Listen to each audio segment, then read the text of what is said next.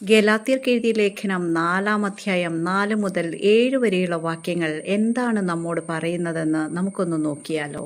അതെ, ഈ വചനം നമ്മോട് പറയുന്നത് യേശു ക്രിസ്തുവിലൂടെ പിതാവാം ദൈവം നമ്മെ മക്കളായി ദത്തെടുത്തിരിക്കുന്നു എന്നാണ്. ഹല്ലേലൂയ. നാം ഒരു കുട്ടിയെ ദത്തെടുത്താൽ നിയമപരമായി നാം ആ കുട്ടിയുടെ മാതാപിതാക്കളാകുക മാത്രമല്ല, നമുക്കുള്ളതിന്റെ എല്ലാം അവകാശിയായി ആ കുട്ടി മാറുന്നത് പോലെ യേശുവിന്റെ ക്രൂശുമരണ പ്രവൃത്തിയിലൂടെ നിയമപരമായ അവകാശത്തിലേക്ക് നാം പ്രവേശിക്കുകയാണ്.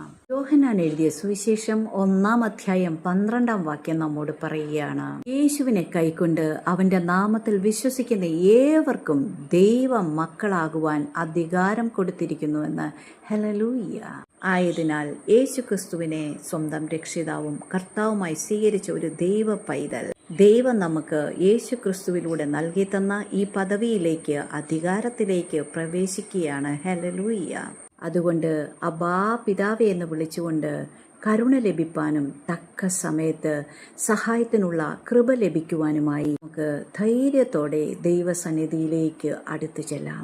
ആയതിനാൽ യേശു ക്രിസ്തുവിലൂടെ പിതാവാം ദൈവം നമുക്ക് നൽകിത്തന്ന മക്കളെന്ന ഈ മഹത്വകരമായ പദവിക്കായി നമുക്ക് ദൈവത്തിന് സ്തോത്രം ചെയ്യാം. കർത്താവ് എല്ലാവരെയും ധാരാളമായി അനുഗ്രഹിക്കട്ടെ. ആമേൻ.